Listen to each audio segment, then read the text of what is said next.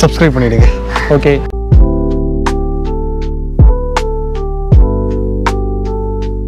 வண்டி எடுக்கும்போது இருந்த சந்தோஷம் வந்து வண்டி எடுத்ததுக்கப்புறம் வந்து இருக்கா?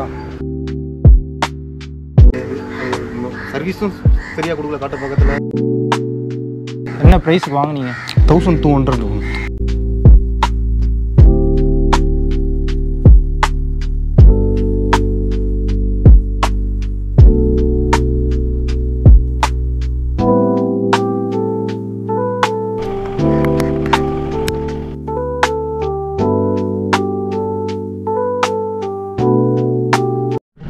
டியூக் 200 பார்த்தீங்கன்னா 19-18 இந்த ஸ்பேனர் வந்து கரெக்டாக வந்து ஃபிட் ஆகும்.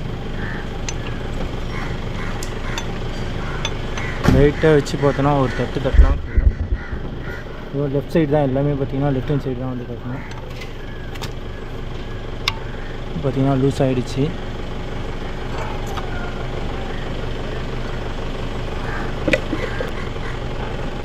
ஆயில் பார்த்தீங்கன்னா இவர் வந்து ரொம்ப நாளாகவே வந்து மாற்றாமலே ஓட்டிட்டார். எப்படியும் ஒரு 5000 கிலோமீட்டர் ஓட்டிருப்பீங்க. ஆகாஷ் 8000 கிலோமீட்டர் வந்து ஓட்டிட்டார். ஆயிலோட இதுவே பார்த்தீங்கன்னா அந்தளவுக்கு வரல. இந்த மாதிரி சின்னதாக நோஸ் பிளேயர் எதாவது இருந்தால் இது பண்ணுங்கள். என்கிட்ட இந்த கட்டிங் பிளேயர் தான் இருக்குது. இதை வச்சு லைட்டாக வந்து லெஃப்ட் ரைட்டில் ஷேக் பண்ணாமல் லைட்டாக இழுங்க. இழுத்தோம் அப்படின்னா வந்து ஓப்பன் ஆகிடும். ஆயில் பார்த்திங்கன்னா இவர் வந்து ரொம்ப நாளாக மாற்றாமலே யூஸ் பண்ணியிருந்தார். ஃபுல்லுமே வந்து பார்த்திங்கன்னா ஆயிலோட கலரே வந்து சேஞ்ச் ஆகிட்டுருக்கு. 1.5 லிட்டர் நினைக்கிறேன். இந்த டப்பா வந்து பார்த்திங்கன்னா 1 லிட்டர் டப்பா, பெயிண்ட் டப்பா. ஆயில் பார்த்திங்கன்னா அதையும் தாண்டி வருது. அந்த சைடு ஆயில் ஃபில்டர் வந்து ரிமூவ் பண்ணும்போது கொஞ்சம் ஆயில் எக்ஸ்ட்ரா வரும்.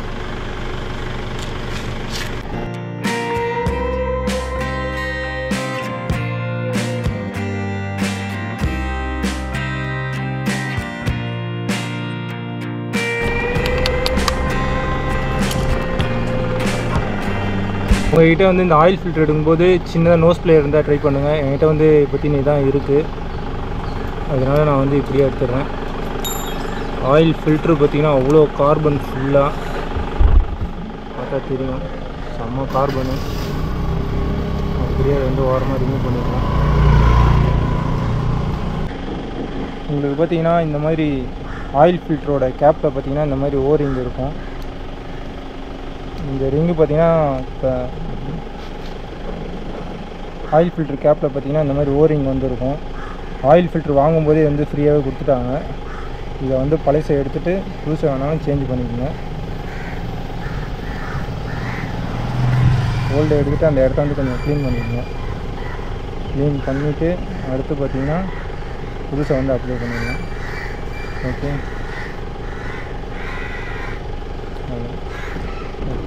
தெரியும் ஆயில் ஸ்டன்னரை வந்து நல்லா வந்து க்ளீன் பண்ணியாச்சு. ஃபுல்லுமே வந்து டஸ்ட்டு இல்லாமல் க்ளீன் பண்ணி வச்சுருக்கோம். இதை வந்து அப்படியே வச்சு லைட்டாக ஒரு ப்ரெஸ் பண்ணால் போதும். டக்குன்னு ஒரு சவுண்டு வந்து வரும். அது வரணும். வந்துடுச்சு. ப்ரெஸ் பண்ணியாச்சு. இப்போ அப்படியே பார்த்திங்கன்னா போல்டையும் வந்து நல்லா க்ளீன் பண்ணிக்கோங்க. உங்களுக்கு போல்டுக்கான ரிங் இதில் இருக்கும். இதையும் வந்து சேஞ்ச் பண்ணி தான் பண்ணிக்கலாம்.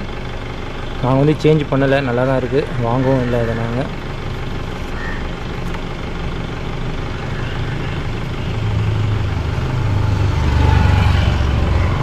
இப்போ வந்து போல்ட்டை வந்து அப்படியே மாட்டிடலாம்.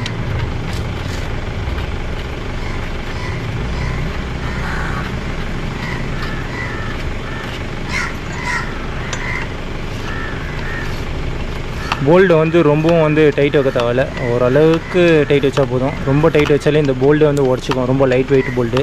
நான் அலுமினியம் தான்.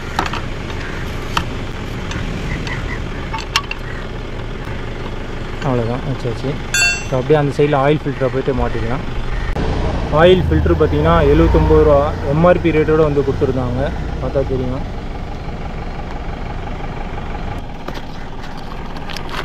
ஆயில் ஃபில்ட்ரு பார்த்தோன்னா டைரெக்டாக வந்து போட தேவையில்ல. லைட்டாக இன்ஜின் ஆயிலை வந்து ஓப்பன் பண்ணி இன்ஜின் ஆயில் இது உள்ளே ஊற்றிட்டு போட்டால் கொஞ்சம் வண்டியை உடனே நம்ம வந்து எடுக்கும்போது கொஞ்சம் வந்து ஆயில் வந்து நல்லா ஊறி கரெக்டாக இருக்கும் ஃபில்ட்ரு பண்ண. இல்லைன்னா இது வந்து ஹார்டாக இருக்கும். பார்த்திங்கன்னா தெரியும். ப்ரெஸ் பண்ணாலே ரொம்ப கிரிப்னஸாக இருக்கும். இந்த ஃபில்ட்ரு பண்ணுற மிஷினில் இது கொடுத்துருக்காங்க. இதெல்லாம்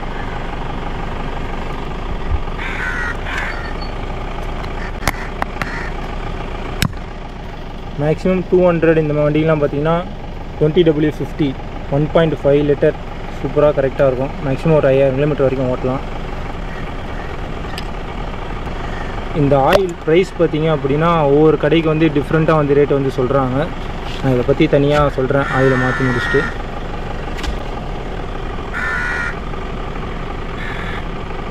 கொஞ்சம் அப்படியே ஊற்றுறதுனால ஆயில் வந்து ஊறிடும்.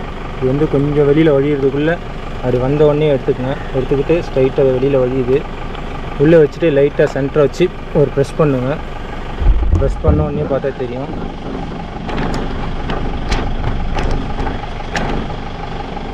கரெக்டாக வந்து ப்ரெஸ் பண்ணியாச்சு. உள்ளே வந்து கரெக்டாக அந்த நடுவில் போய் ஃபிட் ஆகிருக்கா பார்த்துருக்கேன். ஓகே,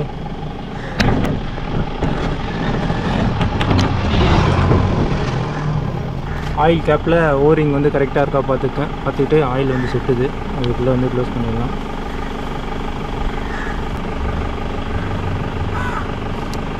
அப்படியே வச்சு கரெக்டாக வந்து ஸ்க்ரூ வந்து டைட் பண்ணிக்கோங்க.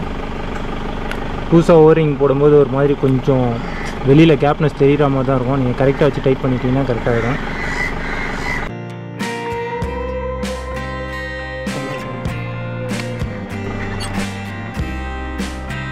பார்த்தீங்கன்னா ஆயில் கேப்பை வந்து ரிமூவ் பண்ணிடலாம். இந்த இடத்துல வந்து எதாவது டஸ்ட் இருந்தால் ஒரு கிளாத்தை வச்சு நல்லா க்ளீன் பண்ணிக்கோங்க. அடுத்தது நீங்கள் வச்சுருக்க 20W50 இதான் வந்து 200க்கு கரெக்டான கிரேட் ஆயில். இதை வந்து ஊற்றலாம்.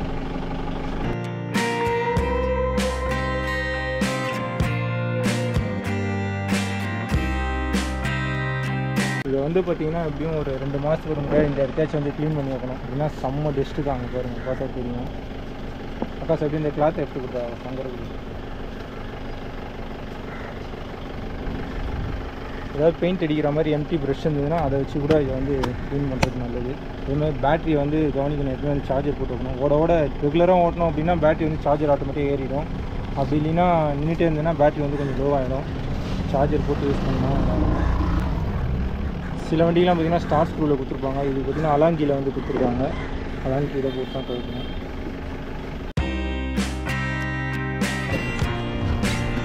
வண்டி வாங்கிலேருந்து இந்த ஏர் ஃபில்ட்ரு மாற்றலையா இல்லை அதை மாற்றினீங்களா ஃபஸ்ட்டு? சரி, நல்லா இருந்ததுன்னா அப்படியே தட்டிட்டு அப்படியே யூஸ் பண்ணிக்கோ. நல்லா இல்லை அப்படின்னா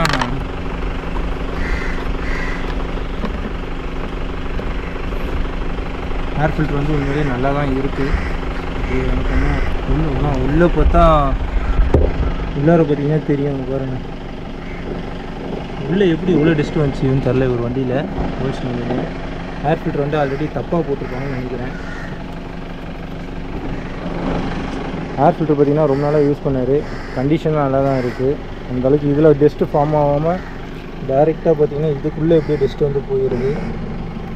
ஏர் ஃபில்ட்ரு வந்து உட்கார வைக்கும்போது இதை கரெக்டாக வந்து மாட்டலன்னு நினைக்கிறேன். ஃபிட் பண்ணல. எந்த சர்வீஸ் சென்டர் ஃபஸ்ட்டு ஊட்டிங்க இந்த வண்டியை? ஃபஸ்ட்டு இதில் இருக்குங்க, ஷோரூமாக தான். எந்த ஏரியா? Service centre Kattupakkam. சரியாக வந்து ஏர் ஃபில்ட்ரு பாக்ஸ் வந்து மாட்டலோட கிளாத்தை பார்த்தா தெரியும். இப்போ என்ன இப்போ எடுக்கிறாங்க பார்த்தீங்களா? இது செம்ம டஸ்ட்டு வந்து போயிருக்கு. ஃபுல்லுமே த்ராட்டல் பாடியெலாம் போய் லாக் ஆகிருக்கும். த்ராட்டல் பாடியும் வந்து க்ளீன் பண்ணால் நல்லாயிடும். சரி, இது நான் வந்து க்ளீன் பண்ணிவிட்டு ஏர் ஃபில்ட்ரு வந்து மாட்டுறேன். த்ராட்டல் பாடியோட கண்டிஷன் பார்த்தோம் அப்படின்னா உள்ளுக்குள்ளே தெரியும். நல்லா தான் இருக்கு. வருது ஃபைன் பண்ணுறேன் சொல்கிறேன். அப்போ இன்னொருத்தர் கேட்டு தர ஒருத்தர் கேட்டுருந்தா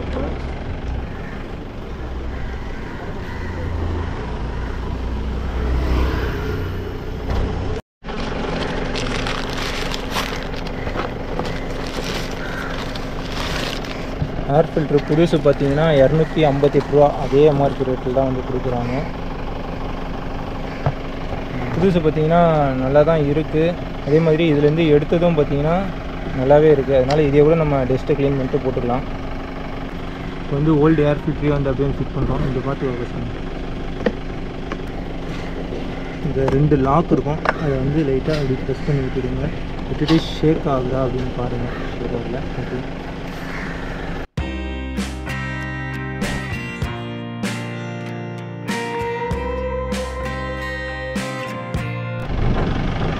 வண்டியில் செயின் பார்த்திங்கன்னா தெரியும், செம்ம லூஸில் வந்துருக்கு. அதனாலே அவருக்கு வந்து செயின் வந்து ரொம்ப வந்து சவுண்டு கொடுக்குது. செயின் பாக்கிட்டே போயிடுச்சா என்னன்னு தெரில. ரொம்பவே இதாக இருக்குது. இதில் டைட்னஸே இருக்கவே கூடாது. சரி ப்ரோ உங்கள் நேம் அப்படியே சொல்லுங்கள். என் பேர் ஆகாஷ். ஓகே ப்ரோ, அப்படியே கேமரா பார்த்து நின்று பேசுங்க. இப்போ வந்து உங்கள் 200க்கு வந்து ஆயில் வந்து சேஞ்ச் பண்ணுவோம். ஆயில் வந்து 20W50 இந்த கிரேட் வந்து வாங்கணும். ஆயில் வந்துன்னா என்ன ப்ரைஸுக்கு வாங்கினீங்க? 1200. இப்போ இதே KTM ஸ்பேரில் போயிட்டு கேட்டிருந்தீங்க, கேட்டு அதிகமாக இருக்கு. நீங்கள் 1375 சம்திங் சொல்லியிருந்தீங்க. பார்த்தீங்கன்னா MRP ரேட் வந்து 1375 ரூபா சொல்லியிருக்காங்க. இதே ரேட்டு தான் வந்து KTM சர்வீஸ் சென்டரில் வந்து கொடுத்தாங்க, வெஸ்ட் மாம்பலத்தில் இருக்க சர்வீஸ் சென்ட்ரு. அப்புறம் இது வந்து வின் ஆட்டோஸ்னு வந்து வடபழனியில் வந்து வாங்கினோம். அங்கே வந்து பார்த்திங்கன்னா 1200 தான் இது ஆயிலு. ஆயில் ஃபில்டரோட ரேட்டும் பார்த்திங்கன்னா அதே MRP ரேட்டில் தான் வந்து கொடுத்துட்டாங்க. இப்போ டோட்டலாக ஒரு 1700 ப்ரைஸுக்கு பார்த்திங்கன்னா 200க்கு நாங்கள் வந்து சர்வீஸை ஈஸியாக பண்ணிட்டோம். சிம்பிளாக வந்து முடிஞ்சிருச்சு. இப்போ சர்வீஸ் சென்டருக்கு எடுத்துகிட்டு போய் பண்ணோம் அப்படின்னா காஸ்ட் உண்மையிலே கொஞ்சம் அதிகமாகுது. இது வந்து சிம்பிள் மெத்தட் தான். இப்போ நீங்கள் பண்ண பட்ஜெட் உங்களுக்கு போதுமானதாக இருக்குது எப்படி ப்ரோ? இது இல்லை, கரெக்டாக தான் இருக்குது. Okay bro. வண்டி வந்து எப்போ எடுத்தீங்க? இது வந்து ஒரு 1 year 2 months இருக்கும். லாஸ்ட் ஜூனில் எடுத்தது. இன்ஜின் ஆயில் இப்போ நீங்கள் சப்போஸ் மாற்றிங்கன்னா எத்தனாயிரம் கிலோமீட்டர் வரைக்கும் ஓட்டுறீங்க? நம்ம லாஸ்ட் டைம் வந்து 10,000 கிலோமீட்டர் மாற்றிட்டு 8,000 கிலோமீட்டருக்கு வந்து மாற்றவே இல்லை. 8000 கிலோமீட்டர் வரைக்கும் ஓட்டுறேன். மாற்ற வச்சு மேக்ஸிமம் பார்த்தீங்கன்னா இந்த மாதிரி ஸ்போர்ட்ஸ் பைக்லாம் பார்த்தீங்கன்னா ஒரு 4000 இல்லை 4000 மேக்ஸிமம் அவ்வளோ ஓட்டிட்டு வந்து மாற்ற ட்ரை பண்ணுங்கள். ஓகே. இல்லைன்னா இன்ஜின் வந்து உங்களுக்கு வந்து கொஞ்சம் ஸ்பேரில் வந்து தேய்மானம் அதிகமாக இருக்கும். ஓகே. முடிஞ்ச வரைக்கும் மோட்டோல் 20W50 உங்கள் பைக்குக்குன்னு கொடுத்துருக்க அந்த கிரேடு புக்லேயே வந்து கொடுத்துருப்பாங்க, மேனுவல் புக்கில். அதில் கொடுத்துருக்க கிரேட் ஆயிலே மாற்றுங்க, போதுமானதாக இருக்கும். ஓகே, வேறு ஒன்றும் இல்லை. எல்லோரும் நம்ம வீடியோவை பார்த்தீங்கன்னா சொல்லுங்கள் ப்ரோ, சப்ஸ்கிரைப் பண்ணிவிடுங்க. Okay, thank you bro. இப்போ பார்த்தீங்கன்னா வண்டியை வந்து எடுத்து 1 வருஷம் 1 மாதம் ஆயிடுச்சுன்ட்டிங்க. இப்போ வண்டி எடுக்கும்போது இருந்த சந்தோஷம் வந்து வண்டி எடுத்ததுக்கப்புறம் வந்து இருக்கா? கொஞ்சம் கஷ்டம் தாங்க. இப்போ சுத்தமாக கிடையவே கிடையாது. அது சர்வீஸும் சரியாக கொடுக்கல காட்டு பக்கத்தில். அது அப்படி தான் பார்த்து ஆடியன்ஸுக்கு சொல்லுங்கள். இல்லை, சர்வீஸும் நல்லா காட்டு பக்கத்துக்கு நான் கொடுத்த கம்ப்ளைண்ட்டும் அவங்க சரியாக ரெக்கார்ட் பண்ணி KTM சர்வீஸ் சென்டரில் சரியாக வந்து இது பண்ணல. ஆயில் லீக்கேஜ் இதுவும் சொல்லியிருந்தேன், அதுவும் அவங்க பார்த்து தரவே இல்லை. இதெல்லாம் சும்மா அப்படி தான் சார். அந்த ஆயில் லீக்கேஜ் எப்படி மறுபடியும் எப்படி சார்? நான் வெளியே வந்து தனியாக கொடுத்துருந்தேன் செப்பரேட்டாக. நமக்கு தெரிஞ்ச ஒரு பர்சன். அதுக்கு எவ்வளோ காஸ்ட் ஆச்சு? இல்லை, அவங்க வந்து நம்மகிட்ட கம்மியாக சார்ஜ் பண்ணுவாங்க. 500 சம்திங் தான் வாங்கி கொடுத்துருங்க. ஓகே, தெரிஞ்சவங்க அவங்க கம்மியாக பண்ணி கொடுத்துருக்காங்க அவங்க. அதுக்கப்புறம் சர்வீஸ் இப்போ தான் ஓட்டத்துக்கு நல்லா இருக்குது. வண்டி வந்து ஓட்டுற ஃபீலிங் எப்படி இருக்குது? 200 நல்லா இருக்குது. மைலேஜ் நல்லா இருக்குது. ஸ்பேர் பார்ட்ஸ் ஏதாவது உங்களுக்கு வந்து இங்கே டேமேஜ் ஆகிடுச்சு, நீங்கள் இது எப்படி சர்வீஸ் சென்டரில் கேட்டு பார்த்தீங்கன்னா? இல்லை, இன்னும் எதுவும் அப்ரோச் பண்ணல சர்வீஸ் சென்டர். டேங்க்கு பேனல் பார்த்தீங்கன்னா அவருக்கு வந்து டேமேஜ் ஆகிடுச்சின்னு சொல்லியிருந்தாரு. லைட்டாக வந்து காஞ்சிருச்சு. மற்றபடி மெயின்டெனன்ஸ் காஸ்ட்டெல்லாம் வந்து கம்மியாக தான் இருக்குல்ல? நம்ம 2 தடவை சர்வீஸ் மொத்தமாக இது வரைக்கும் 4000 சம்திங் தான் ஸ்பெண்டே பண்ணியிருக்கோம். எல்லாருமே பொதுவாக கேட்கக்கூடிய விஷயம் பார்த்தீங்கன்னா மைலேஜ் உங்களுக்கு எப்படி ஆகுங்க? லிட்டருக்கு எவ்வளோ போட்டிங்கன்னா டேங்க் ஃபில் பண்ணுறீங்களா? எப்படி 500 இல்லை 1000 ருபீஸ்க்கு ஸ்பெண்ட் பண்ணுறேன்னா எனக்கு ஓடிடும். ஒரு நாளைக்கு 150 ஓட்டுவேன், 200 ஓட்டுவேன். அது கரெக்டாக இருக்கும். 2 நாளைக்கு ஒரு தடவை இல்லை 3 days ஒன்ஸு. அது கரெக்டாக இருக்குது. ஒரு 30 மேலே அபோவ் தான். டெய்லியும் யூஸுக்கு எப்படி இருக்குது? நீங்கள் எவ்வளோ லாங் வந்து எவ்வளோ கிலோமீட்டர் வந்து ஓட்டுவீங்க? 120 மினிமம் ஓட்டிடுவேன். 120 கிலோமீட்டர் ஓட்டிடுவேன். நம்ம சைட் வந்து லாங்காக இருக்கும். உங்கள் வீட்டிலேருந்து ஐயப்பத்தாங்கல் டு ஒரடம் போயிட்டு திரும்ப ரிட்டர்ன் வந்தாலே நமக்கு ஆகிடுது 80 கிலோமீட்டர்ஸ் கம்பல்சரி ஆகிடும். ஸ்ட்ரீட்டில் இந்த டிராஃபிக்லாம் வந்து ஓட்ட நல்லா இருக்கா? 200 நல்லா இருக்குது. மோஸ்ட்லி நம்ம அவுட்டர்லேயே ஓட்டிடுறோம் வண்டியை. சிட்டிக்குள்ளே எடுத்துகிட்டு வர யூஸ் கம்மி. Okay bro. அப்படியே அவரோட வண்டியை வந்து லைட்டாக பார்த்துருங்க. மழை டைமாக இருக்குது, வந்து ரொம்ப சேர் அடிச்சிருக்கு போல். பேனல் வந்து இங்கே தான் வந்து டேமேஜ் ஆகிடுச்சு. பேனல் வந்து கேட்டிருக்காரு.